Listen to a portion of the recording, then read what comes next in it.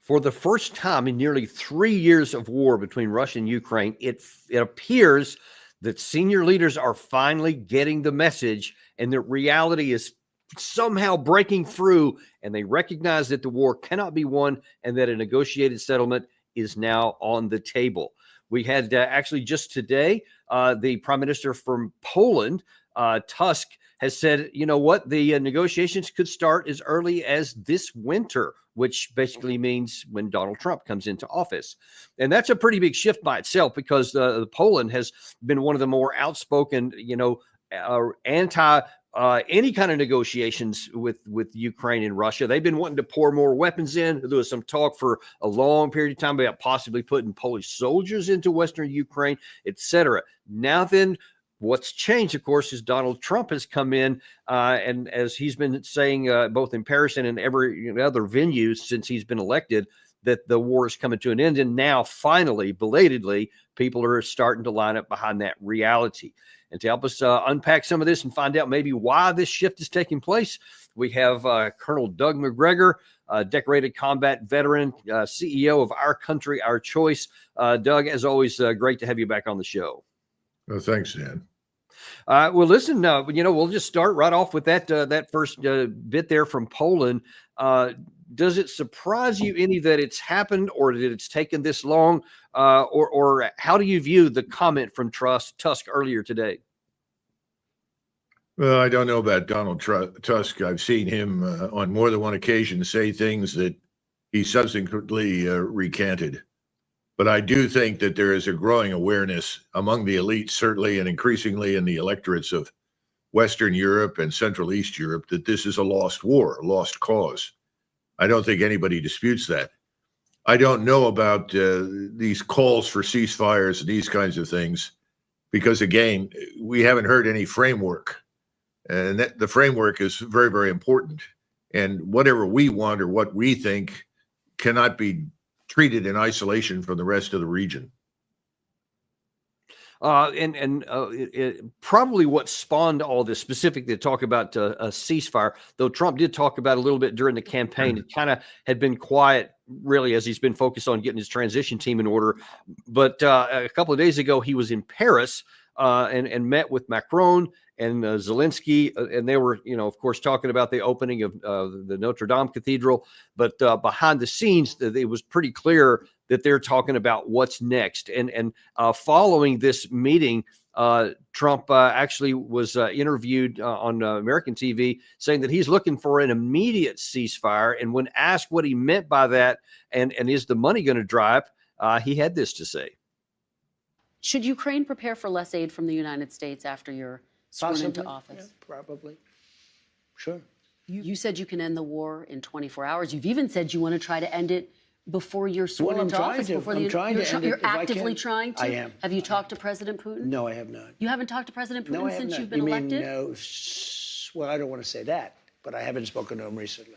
So you've spoken to President Putin since you've been elected? I don't want to say that. I don't want to say anything about that, because I don't want to do anything that could impede the negotiation. Now, I've heard from a number of sources, even before this admission, that the Trump team or the Trump himself had been involved in coordination with the Russian side. What do you think is the message coming from the Russian side about what they will or won't do? I think everyone should go back and listen to the most recent comments by the Russian Foreign Minister, Sergei Lavrov. And then I would go back and listen to what President Putin has had to say in the past. He's always said that he's open to negotiations and willing to talk.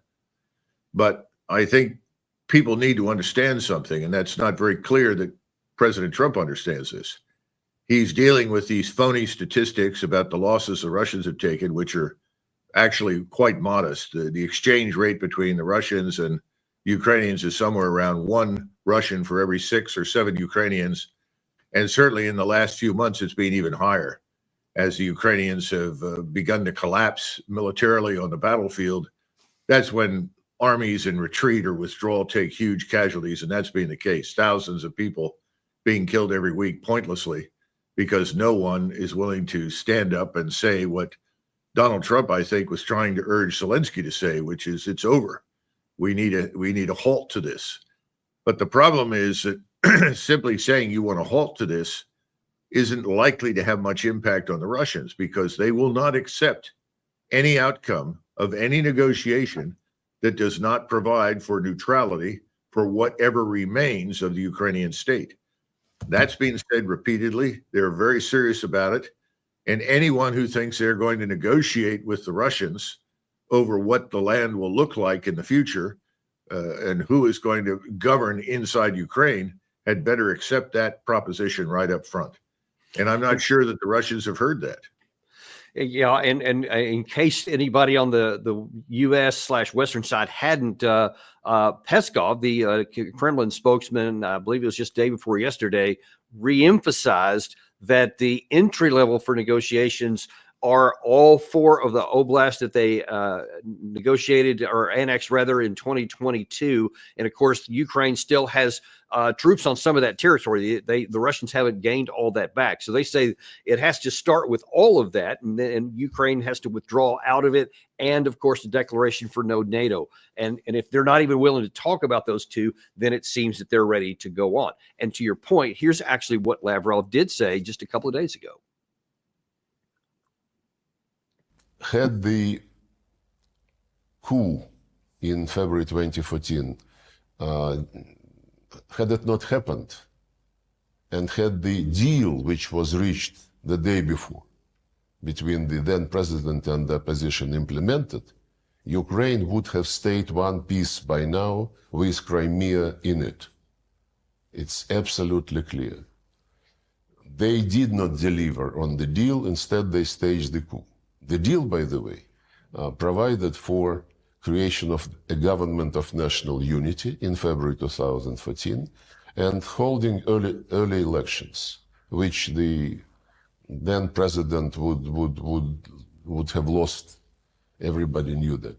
But they were impatient, and they took the government buildings next morning. They went to this Maidan Square and announced that they created the government of the winners.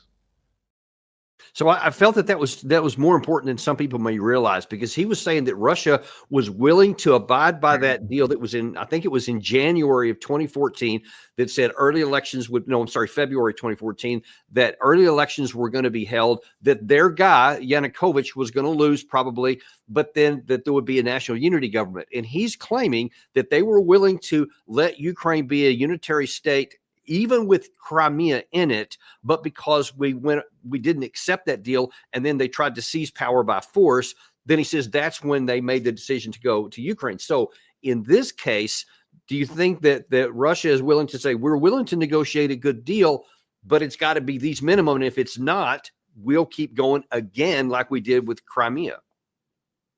No, I think so. In fact, and I don't know what the Russian general staff is saying. I don't know what General Gerasimov has recommended, but I suspect that there are many, many people on the Russian general staff who are making it very clear that by 20 January, Russian forces should be standing all along the river line of the Dnieper River.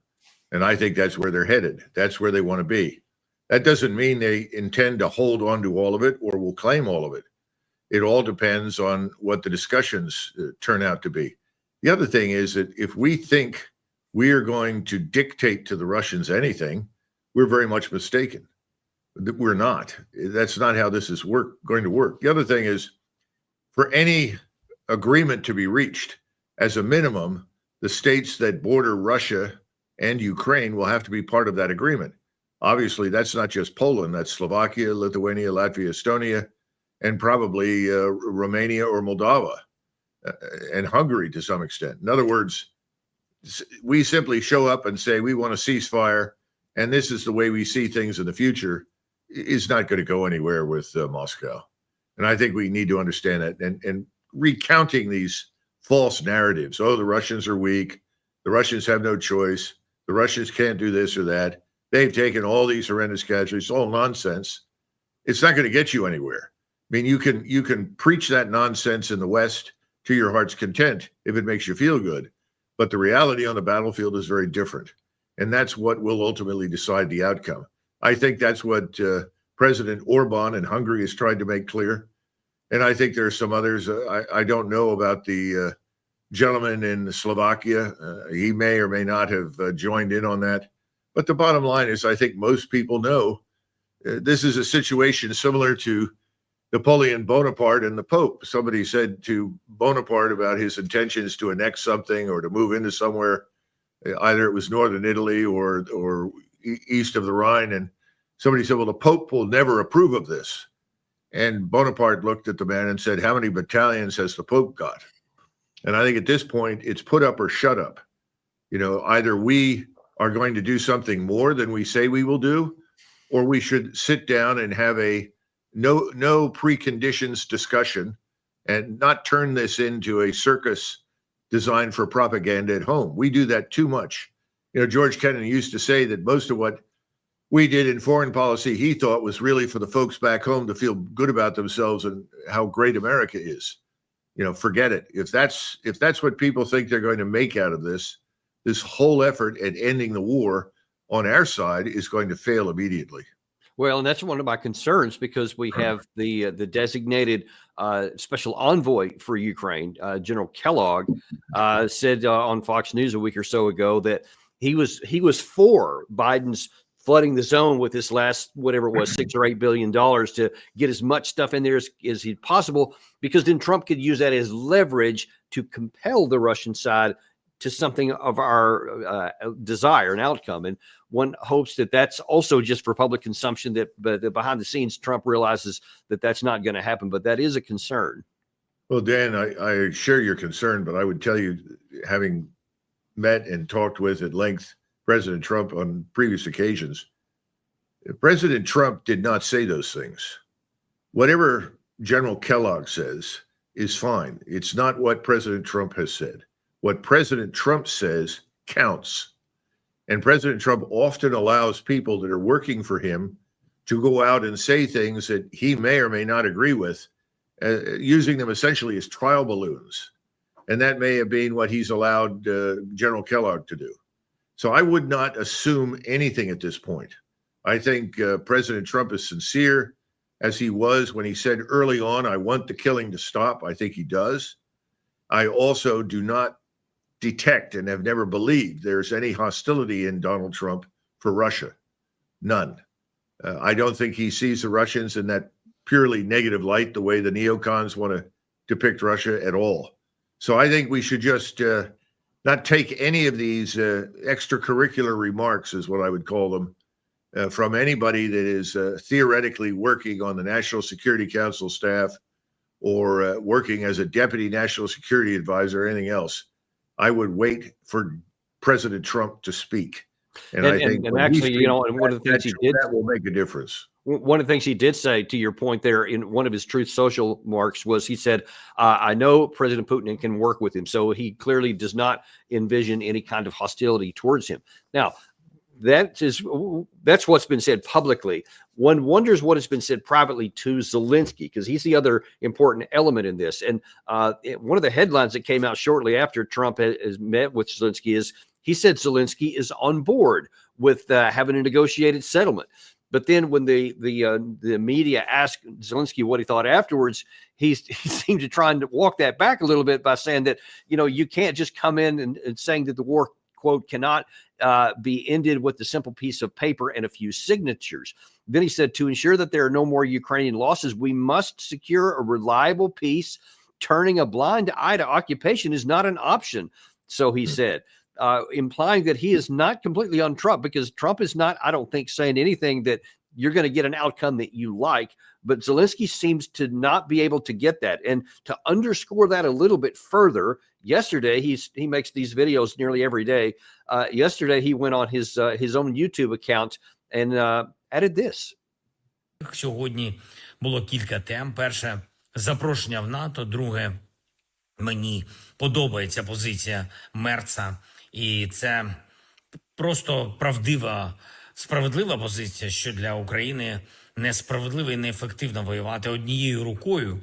І нам потрібні Тауруси, як і інші далекобійні ракети, щоб бити по необхідних військових, саме військових цілях в Росії, і саме так закінчити війну якнайшвидше. чим менше буде російський військовий потенціал, тим швидше буде досягнутий мир. Gracious, Doug. I mean, this is as far detached from reality as I thought it was too far. I thought it was too Well, much. so, sorry, Dan, I wasn't able to see the translation. I got a few Oh, words. okay. Goodness, I'm sorry. But if you give me the gist of it, I'd appreciate it. Bottom line is he said that first of all, he still wants to talk about NATO membership. This is again after Trump has already told him what he's going to do. That he appreciates the German candidate Marz, who said he would give an ultimatum to Trump. So he says, yes, we want long-range missiles to weaken Russia so that they can not negotiate from a position of strength, and then we'll be able to get a just peace. That's where he's saying yesterday. Yeah. Well, I think we have a shot at peace. His notion of justice may not be the same as the Russian notion of justice. And from President Trump's standpoint, I think what he wants more than anything else is some measure of stability and order in the region so that we can get back to doing business. I wouldn't attach very much significance at this stage to anything Zelensky says. He's the leader of a lost cause. I mean, you might as well just tell him to stay out of the room, and the adults in the room will sort this out, whether he likes it or not. And I can tell you, though, we never hear this on the mainstream media in the United States, but the people in Ukraine are sick of this war. They're exhausted. And they will absolutely support the end of the war, even if they don't like the outcome. And I know Ukrainians, and they're very stubborn people, but they're not fools. And what the Russians currently hold is, as a minimum, is Russian. And they know that. And they know that they've mistreated and oppressed the Russians in the past. And this is not going to be tolerated in the future. So I don't think Zelensky has much to say, frankly. He can talk all he likes, but I don't think it's going to make a difference to the ultimate outcome. Well, and especially in that soundbite we played at the top of the show where Trump was point blank asked, will the support continue on or will it go down? And he said, yeah, it's going to go down for sure. That should signal to Zelensky he's not going to get all this stuff he's been asked for. But to your point that you raised a little bit earlier, what does matter is what's the ground truth on the battlefield. What is that? And that matters. And there has been just a couple of recent reports here in just the last week or so that give a really powerful snapshot of what it is, no matter what anybody wants. And that is the Wall Street Journal, for example, said that in the last 3 months, 6,000 projectiles have been fired from Ukraine, from Russia into Ukraine.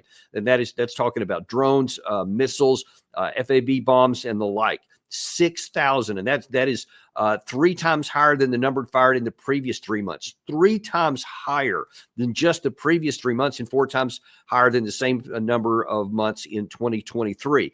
At the same time, we also saw that the territory that's been gained by Russia continues to pick up speed. And by the way, in the center of the screen, you may not be able to see the numbers where you are.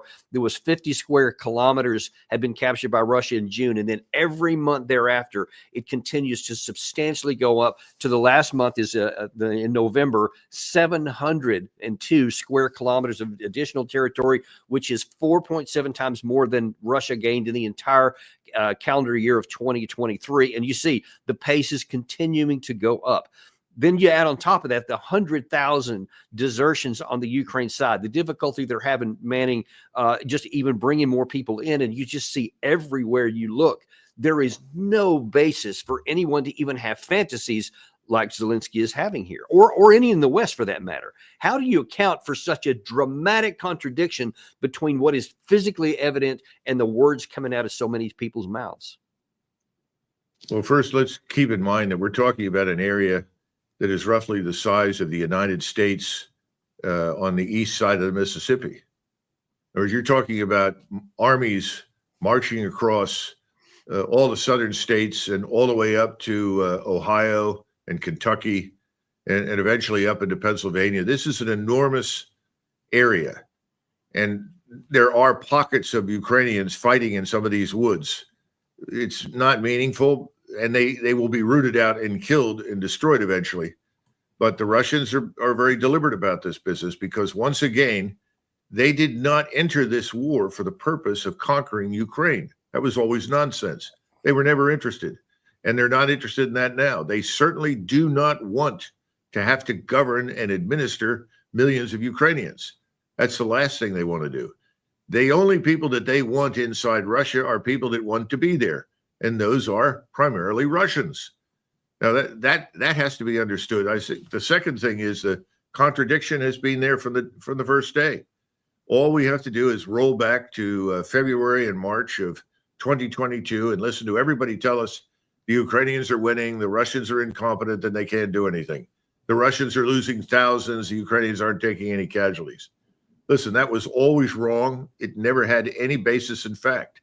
So here we are, almost 3 years later, and we're looking at a humanitarian disaster in Western Ukraine and in much of Eastern Ukraine, a disaster that was never necessary.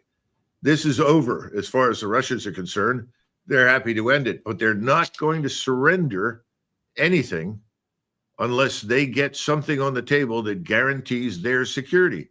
This has always been about their legitimate security interests in Ukraine. Nobody seems to want to mention that. They have legitimate security interests there, have always had them for centuries.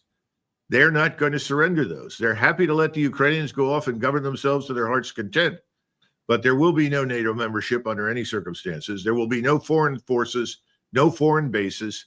If people want to know what President Putin and Foreign Minister Lavrov are anticipating is something on the model of the Austrian state treaty. Go back and look at it.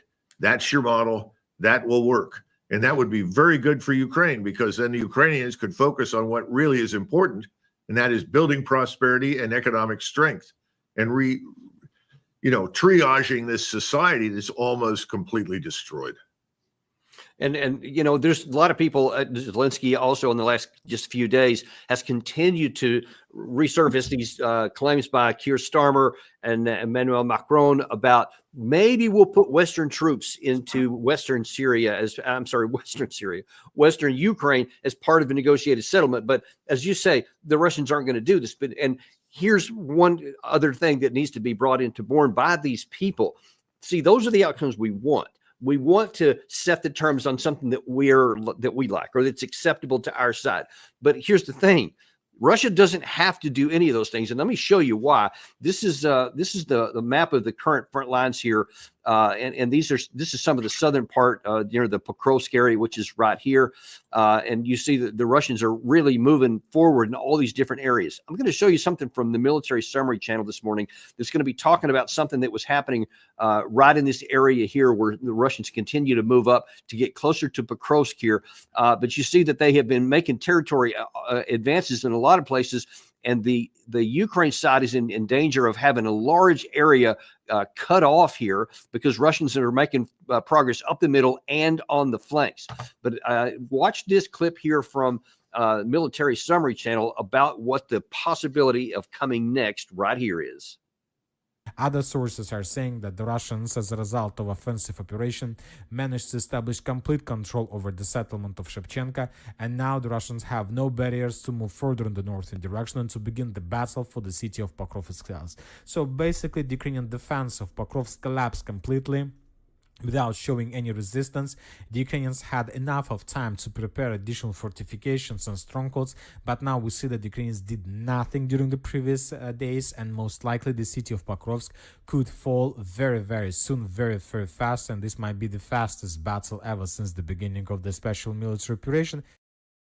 That last part there is what got my attention. I mean, we've seen the advances, and when I showed you all that territory that's been gathered and the increasing firepower, none of that's surprising.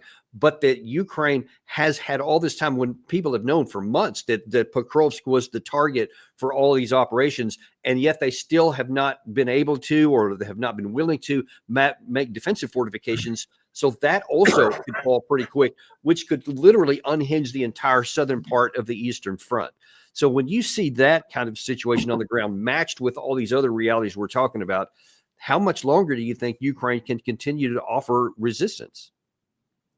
I think as long as we pump cash into it, assuming that the cash we send, along with the equipment we send, about 50% of it is sold on the black market, or it ends up in the bank accounts of senior Ukrainian officials in the Congress and the government or in the military, I suppose that they'll sacrifice as many Ukrainians as possible as long as the cash shows up and they continue to grow rich. the first time that I think you would see a readiness to call an immediate halt is when the Russians are standing on the Dnieper River and decide to cross it and make a move directly on Kiev. That's the point at which the crooks are running this thing. And they are crooks, Dan. You look at somebody like Zelensky, who was a sort of a cheap comedian, a third-rate actor who's built up into something he never was, and then plays this role of national leader who's not even Ukrainian, for God's sakes. This whole thing is absurd. That is going to go on as long as the cash is there to pay for it, and as long as he has and his friends have security. And a lot of that security is provided by the West, specifically by the British, and to a lesser extent, us. So this sort of comic opera is going to continue unless what I just described happens. It's tragic for the people of Ukraine. They didn't sign up for this. They were not consulted on this. If we go back to the election that Zelensky won, this man from nowhere who was put up as a candidate, he told everyone that he was going to talk to the Russians to put an end to this, that he was going to negotiate with them. There's no reason for any war. And that's one of the reasons he had overwhelming support. People all wanted no war. Well, they still do. Now they've lost most of the manhood of Ukraine in this pointless struggle for nothing. And the people at the top are just gotten richer and richer and richer. These are nothing but criminals. This is an organized crime state. We've got to come to terms with that reality and stop pretending otherwise. And I think President Trump will very quickly come to this conclusion without a whole hell of a lot of help. And I think he may have come to that kind of conclusion with Zelensky for the very reasons that you're telling me. Zelensky is a joke. He's an empty suit. He babbles, and he should be thrown out of the room. And this war should be ended. I think Donald Trump understands that. I think he'll do it, but he can't do it alone. He's got to host a conference that involves the key states that are on Russia's borders. And that includes Germany, by the way. The Germans have to be part of this. They must be part of the end the war caucus, if you will, that includes Poland, Lithuania, Latvia, Estonia, Slovakia, Hungary, and Romania. They've all got to be present. They've all got to sign up for an end to this and for the neutrality of Ukraine. And he can do this. If there's anything we know about Europe, what is it, Dan? There's no one leading anyone in Europe with the possible exception of someone like Orban. The rest of these people are followers.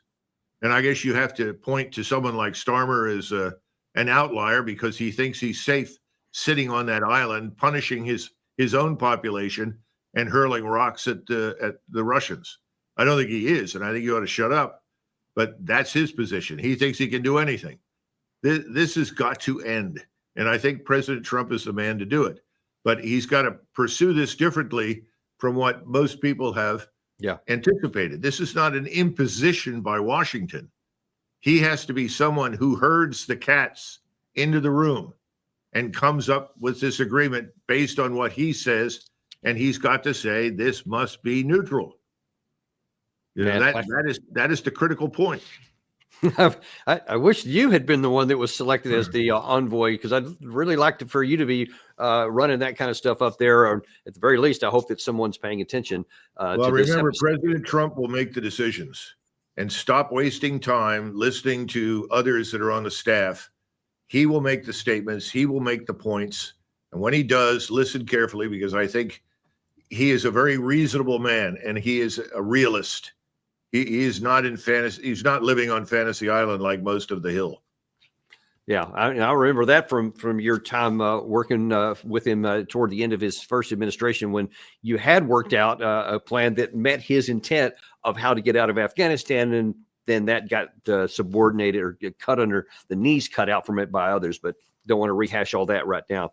I want to shift over in the time we have here to the other major issue that's roiling American national interest and certainly much of the world in the Middle East. So Bashar al-Assad has been driven out of power in what surprised a great many people with how fast it happened, and that it came with very little warning.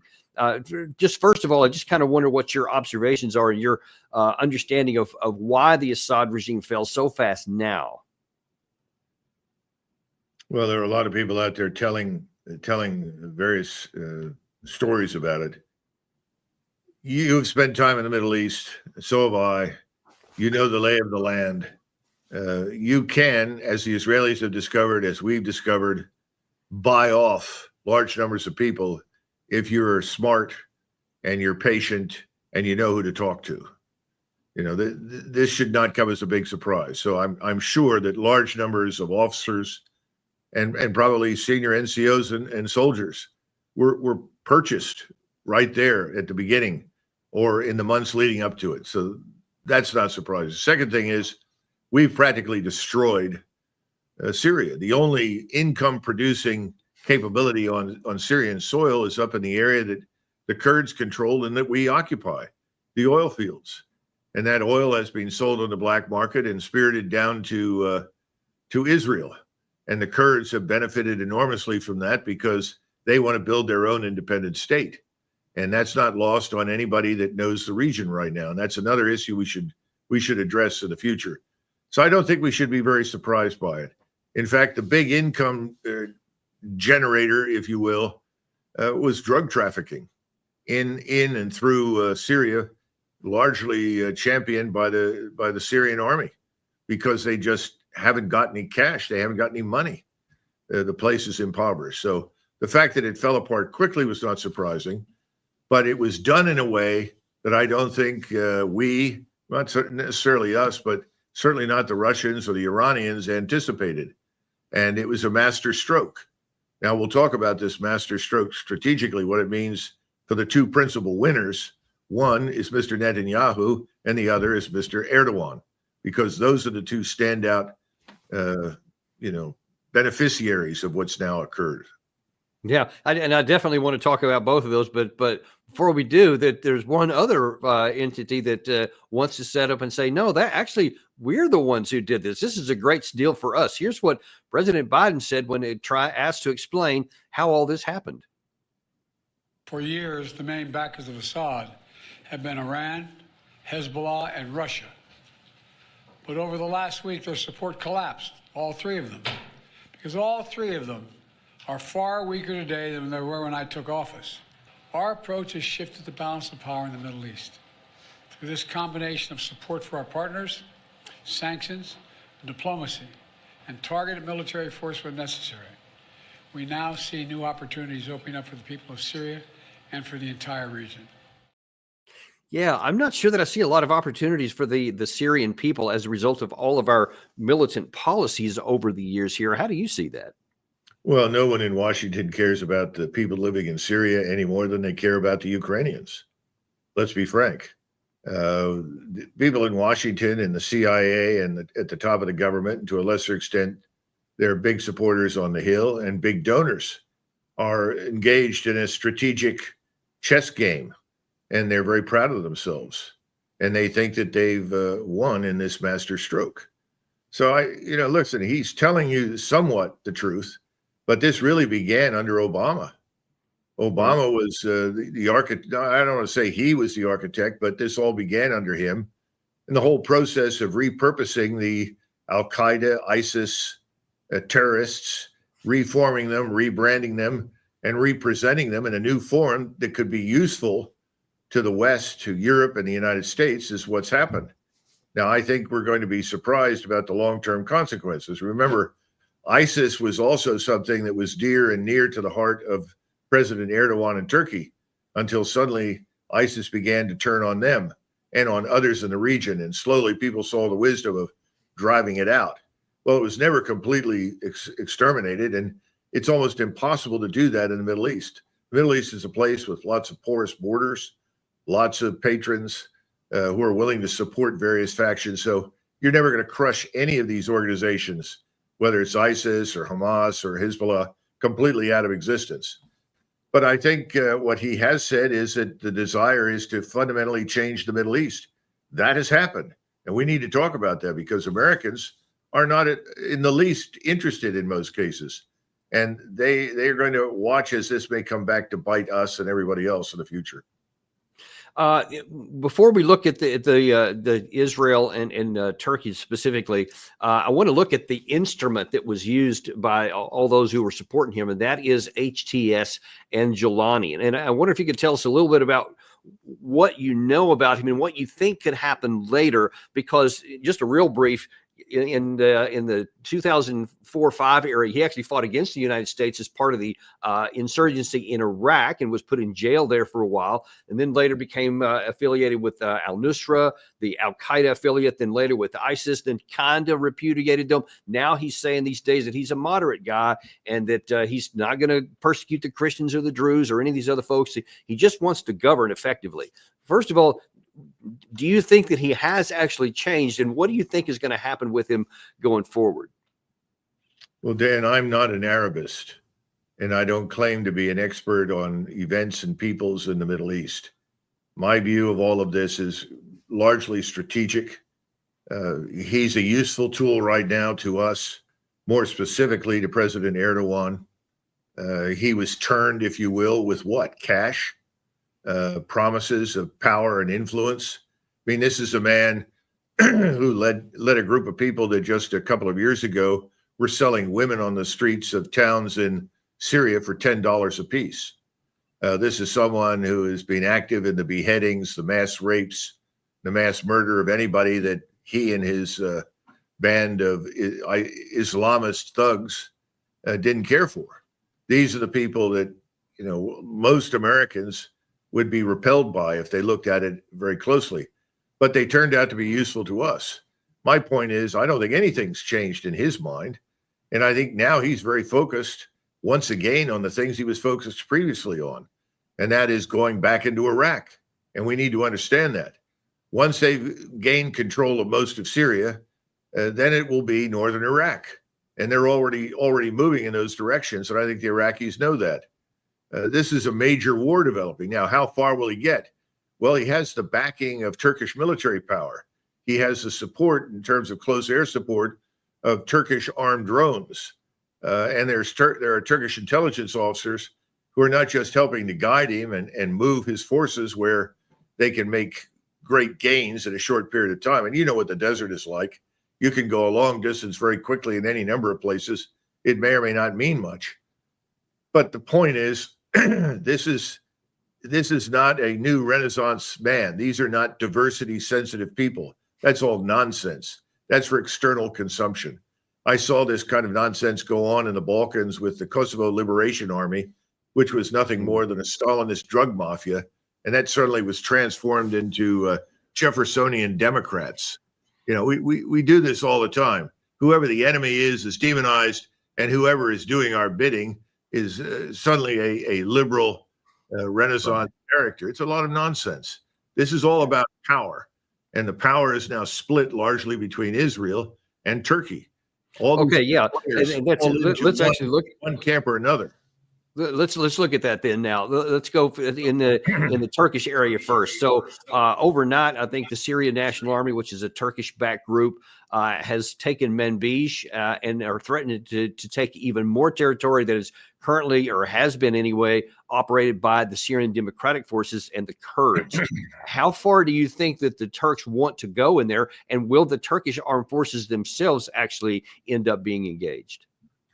Well, we don't know what was informally agreed to or formally agreed to between Israel and Turkey. We know that the head of Shin Bet just a couple of weeks ago, or 3 or 4 weeks ago, was in Ankara for talks.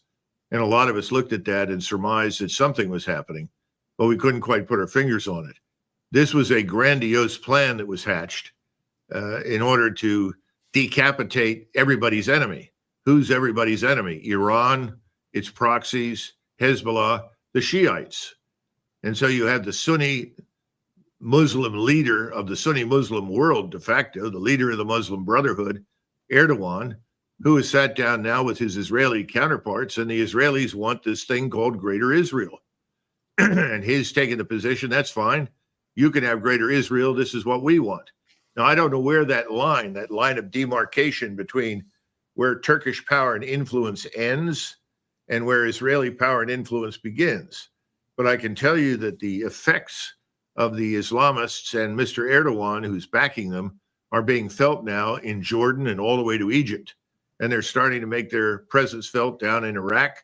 And I think the people in the Emirates are also watching, as are the Saudis. They are not necessarily cheering, and they certainly aren't anxious to rush over into the arms of Israel or Turkey at this stage. But I think what we're looking at is essentially two men with two, at least at the moment, complementary visions strategically of what each wants in the region. We support one of them. We don't necessarily support Erdogan, but we're helpful to him insofar as he serves our purposes. And right now, since he's anti-Iranian, anti-Shiite, and willing to do business with Israel, we're willing to do business with him. The question is, how long does this last?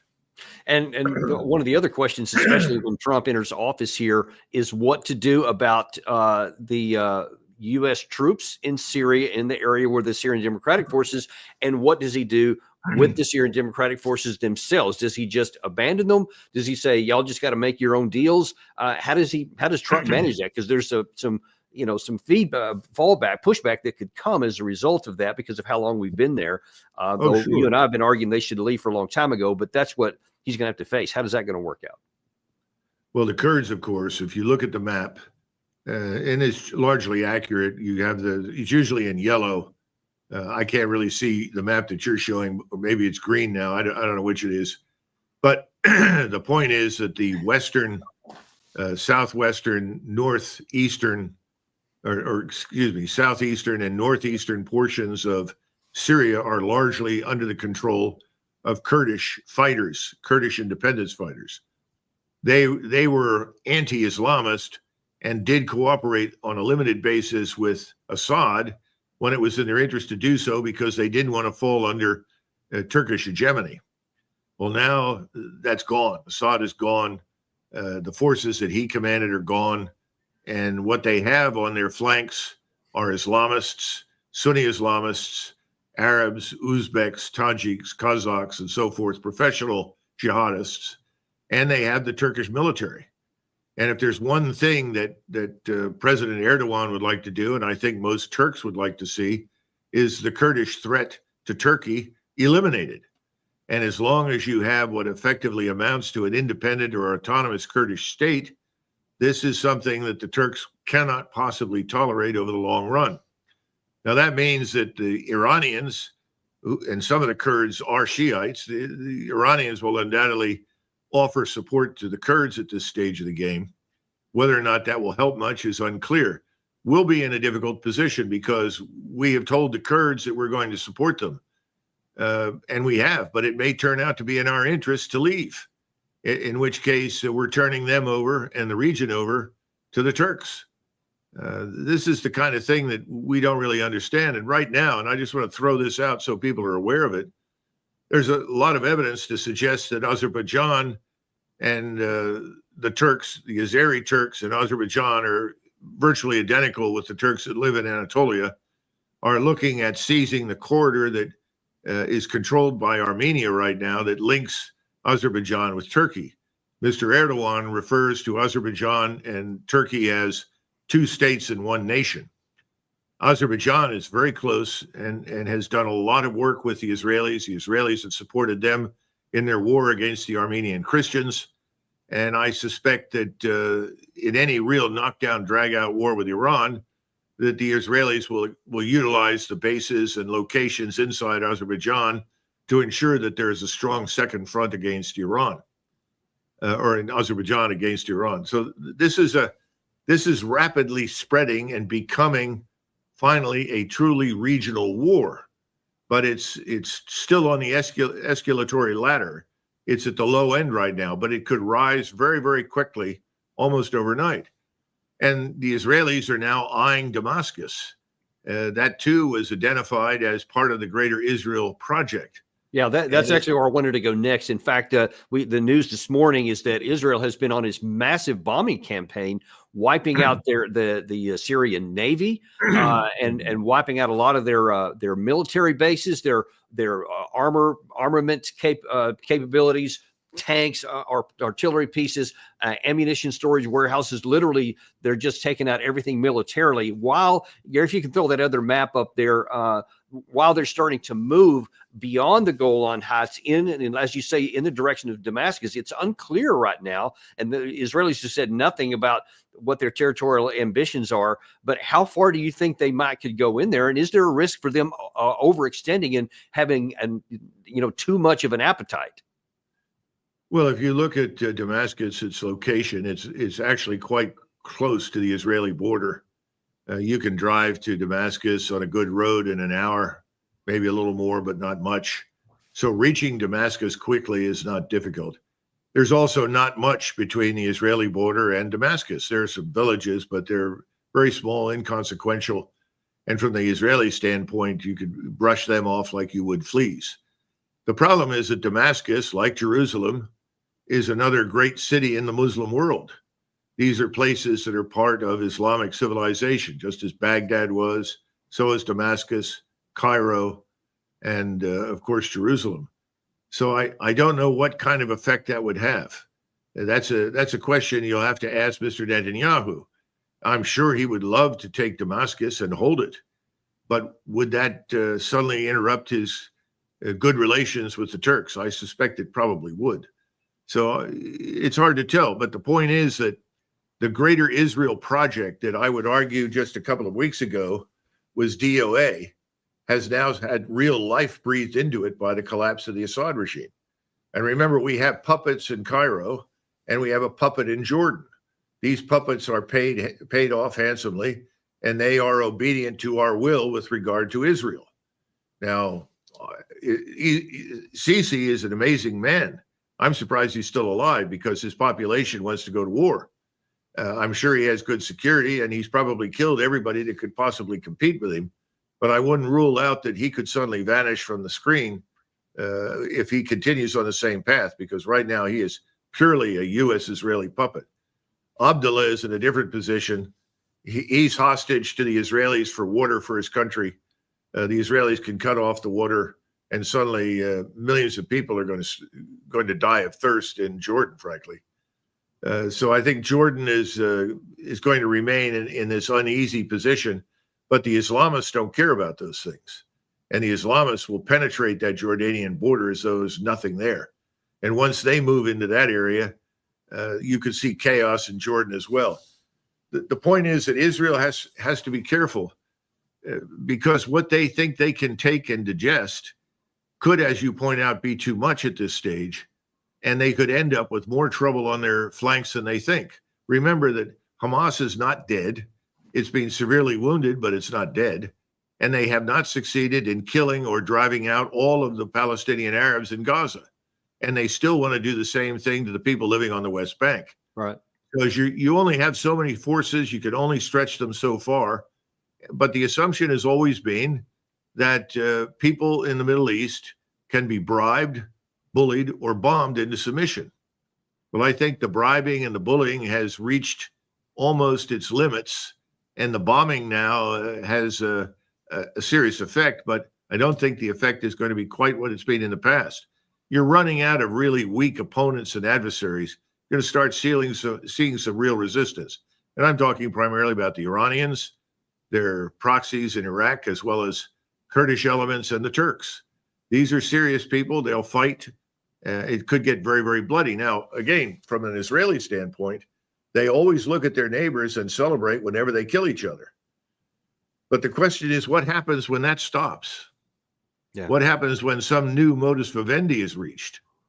Do the Turks suddenly turn their gaze further to the West and look at Israel? There's nothing that would make Erdogan happier than to present himself as the savior of Islam and the liberator of the Islamic holy sites in Jerusalem.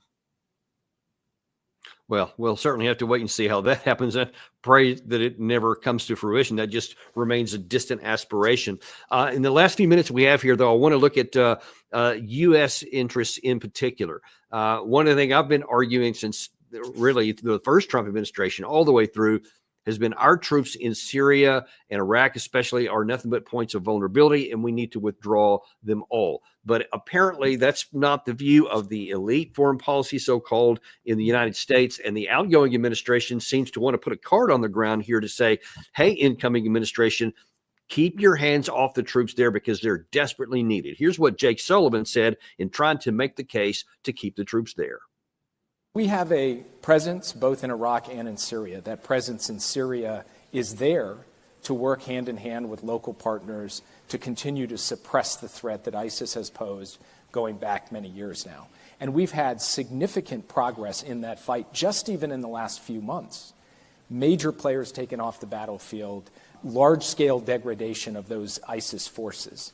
But of course, an event like this happens, and ISIS immediately looks to take advantage. And we have seen reports of ISIS trying out in the Syrian Badia, the desert, to try to reconstitute to a certain extent. So we will continue to take action against that. And we will continue to make sure that force protection, the protection of our service members who are serving at a range of bases in eastern Syria, is the paramount concern from the president on down.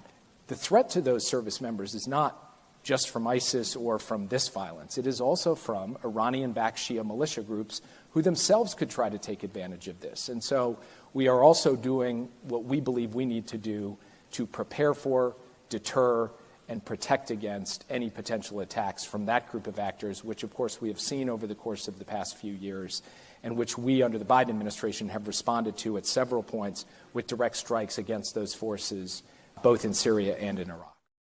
He makes the case that those troops there actually have combat power and that they can be used to defend American interest if they needed to be. But we're talking about roughly 2,500 in Iraq and 900 in all that vast expanse of Syria that you talked about a minute ago, and they're not doing anything there. So why do we want to keep those troops in there, and what do you think Trump will do about it? Well, he was, let us say, just to be polite, rather disingenuous about a number of things. First of all, we, that is the CIA, and I think MI6 from Britain, have had a hand in rebranding ISIS and all of these radical Islamists and making them into something else, at least on the surface, so that they could be utilized to attack the enemies that we have chosen. And those enemies are Iran and its Shiite supporters. So insofar as we've had a hand in that, I think it's a little ridiculous for him to say, well, we're keeping an eye on this because ISIS will take advantage of it. ISIS is there. ISIS is us, okay? And ISIS does have their eyes on Tikrit, on Mosul, on Kirkuk in northern Iraq, which, of course, are cities of great interest to the Turks, who view those cities as Turkish anyway. So if anything, what we've done now is we put the Kurds in this unenviable position of becoming a target for the Turkish military in the near future. The Turks now have the opportunity to flank and surround the Kurds down in Syria and drive headlong into them and throw them out of Syria entirely. And I think these are things that are being considered. As I said, on Turkish television, you see all these depictions of Greater Turkey, or, you know, the neo-Ottoman Turkish sphere of influence. All of it's readily available. I also disagree with him in terms of his strategic interests. We have always had an interest basically in two things. We have an interest in the flow of oil, maintaining the commercial access for ourselves and everybody else in the region, and in the preservation of Israel as a state. We have essentially said that's our national interest, which is one of the reasons I and several others were very critical of this terrible campaign in Gaza, because I don't think that's the way for Israel to survive. I think it's a way for Israel to go in the opposite direction, because no one in the region has forgotten that. Everyone in the region knows that they are, in the Israeli eyes, Amalek and subhuman. That's not a mystery. That's not gone away, and that's going to plague Israel as long as it exists. So I have a disagreement with what's strategically important. We need good relations with the Emirates, with Saudi Arabia, the various other players in the oil business. We want to keep that flowing, and we want to see Israel survive. The rest of this that he's talking about is nonsense. So I agree with you. I think at some point we're in a very difficult position. And that is probably going to be once the Turks have consolidated power and influence in Syria and begun to expand it into Iraq and Jordan. And those things are underway. It's going to take time. Same thing is true to a lesser extent for the Israelis. They've got to consolidate and control whatever they take over. That may not be easy. They may think so at this point, but it may not be. And again, the further you move away from your, let us say, your logistical supply points or your base, the more vulnerable you become. And moving all the way to Damascus may be very appealing and be greeted with cheers in Israel, but it creates new vulnerabilities. It raises new questions, and it potentially damages Israel's relations with others, particularly Turkey. And in the last few minutes here, what is the risk for the United States if we don't withdraw those troops out of Syria? And they're there allegedly to help, to work hand in glove with the Syrian Democratic Forces, and the Turkish forces start moving out. We could be put in the position to where we may have to decide either to abandon the Syrian Democratic Forces or to actually fight the Turkish forces. What risk is there of that? Well, I think the risk is very high, and I would dump all these terms that talk about democracy. That's all nonsense. There's no democracy anywhere. We ought to just forget it. The Turks want to rid themselves of the Kurdish problem. That's an inevitability. We're sitting there tied to the Kurds. So answer your own question. At some point, that becomes very dangerous for us. And if you expect the Israelis to intervene to save the Kurds or save us, you're out of your mind. That's not even up for discussion. They're going to sit on what they've got and what they think they can hold in the context of greater Israel. So they're not going to do anything. So we're on our own. And I agree with you. I've never liked these penny packets of U.S. soldiers on the ground. I don't care how many mercenaries are with them. I don't care how many intelligence officials are out there. It's very dangerous. And I think it could blow up in our faces. Not immediately, but over time. And again, who anticipated what we saw happen in Syria? Maybe somebody in the intelligence community knew about it. Certainly in the CIA, they knew this is what they were working for, but nobody was going to warn anyone or tell anything about anything because we wanted this to happen. Well, it's happened. We've created this new whirlwind. The question is, do we escape from it, or are we going to be consumed by it? It's too soon to tell. And the same question has to be answered by the Israelis. Indeed, it does. And we'll leave it there for now. But we are going to keep a close eye on this and look forward to having you back real soon to talk about whatever happens next as we get closer to that date. So first of all, just thank you for coming back on. We always appreciate you coming here. But before we let you go, actually, wonders, is there anything new in Our Country, Our Choice? What's happening with your organization down there? Well, I think most of our members are getting ready for Christmas. We're trying to prepare for some things. We're trying to put some shows together for January 2025, and we're continuing to build out and expand this Republic platform. And as I always say, that is the free speech instrument inside the United States from which you can't be censored or thrown off. So whatever you do, get on that platform, because once you join as a member, you have a communications network that is readily made for you and your organization and the people like you that will reach everyone all over the country. In fact, we're seeing more and more people from abroad take an interest in this and try to figure out how they can essentially extend it into their countries, places like Sweden, Germany, Austria, even France, Italy. So we'll see. It's very exciting. And I invite everybody to go to Republic and look it over, see what's there. I think you'll like it. And it's time to get on the ground floor as this thing grows. I only see it growing larger. I don't see anything to hold it back. Well, that's often. We certainly applaud that and recommend people go and do that. We're actually going to have some materials to be sharing with our folks here. We have a lot of international folks watch this, and the fact that it's not just something for the United States, I think will appeal to a lot of them, and we'll be sharing some of those details in the very near future as well. So thanks for coming on, Doug, and thanks for all this update. We really appreciate it. Thank you, Dan. And we appreciate you guys too. Be sure and like and subscribe to our channel if you're new to it. If you haven't been here before, we'd love to have you come back.